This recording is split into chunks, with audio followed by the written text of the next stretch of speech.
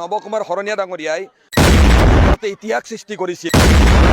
Record সংখ্যক vote পাই ভাৰতক আমি দায়িত্ব দিছোঁ। নবকুমাৰ শৰণীয়া ডাঙৰীয়াই ৰেকৰ্ড সংখ্যক ভোট পাই ভাৰতৰ ভিতৰতে ইতিহাস সৃষ্টি কৰিছিল। সেইজন নবকুমাৰ শৰণীয়াই আজি ৰাইজক হাতযোৰ কৰিব লগা হৈছে। কিয়? কাৰণ নবকুমাৰ শৰণীয়া ডাঙৰীয়া AVMC হওক, আক্ৰাছ হওক, আমচু হওক বা বিভিন্ন জাতি জনগোষ্ঠীয় দল সংগঠনে এই BTC অঞ্চলৰ ৩২ লাখ জনগণৰ ৰাজনৈতিক অধিকাৰৰ সংগ্ৰামৰ প্ৰতীক হিচাপে তেখেতক ২০১৪ চনক নিৰ্বাচন কৰি লোকসভালৈ প্ৰেৰণ কৰিছিল।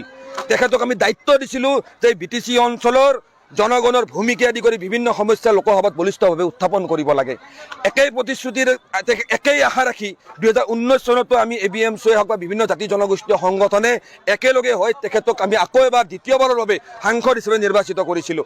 কিন্তু প্ৰমোদ বড়ো ডাঙৰীয়াই লজ্জাজনকভাৱে বৰ্তমান সময়ত বিজেপিৰ ওচৰত আত্মসমৰ্পণ কৰি এই BTC অঞ্চলৰ ৩২ লাখ জনগণে তেখেতৰ ওপৰত যি গধুৰ দায়িত্ব অৰ্পণ কৰিছিল, সেই দায়িত্বৰ পৰা পিঠি দিয়া ইতিমধ্যে জনগণৰ দৃষ্টিগোচৰ হৈছে।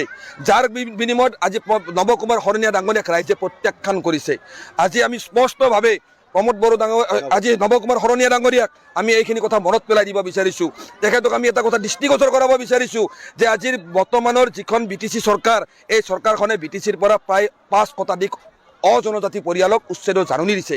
কিন্তু লজ্জাজনকভাৱে নবকুমাৰ শৰণীয়াৰ যিটো ৰাজনৈতিক দল GSP বা তেখেতৰ এজন MCLA আজিৰ তাৰিখতো কিন্তু BTCত EM হৈ আছে, চৰকাৰৰ সৈতে আছে।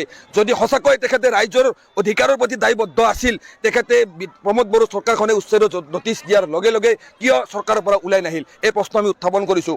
আজি কেইটামান মাহ পূৰ্বে BTCত যেতিয়া উচ্ছেদৰ এক বাতাবৰণ সৃষ্টি কৰিছিল, AVMCয়ে দিন ৰাতি এক কৰি যেতিয়া আন্দোলন কৰিছিল, সেই সময়ত নবকুমাৰ শৰণীয়া ডাঙৰীয়াই BTC অঞ্চলৰ ৰাইজৰ কাষত থিয় নহ'ল।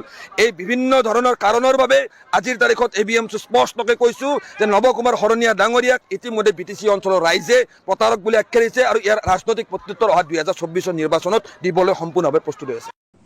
ठीक है, हमारा आदिवासी में एक दुख है, 47 रिजर्व सीट है हमारा आदिवासी के नाम पे और 5-10 दूसरा ओपन सीट भी रहते हैं। लेकिन पार्लियामेंट में असेंबली में हमारा MP MLA आदिवासियत पे ज्यादा बोलते नहीं है कि वो सुनने के टाइम इलेक्शन के टाइम वो आदिवासी है, लेकिन जीतने के बाद वो पार्टी का MP बन जाता है, MLA बन जाता है।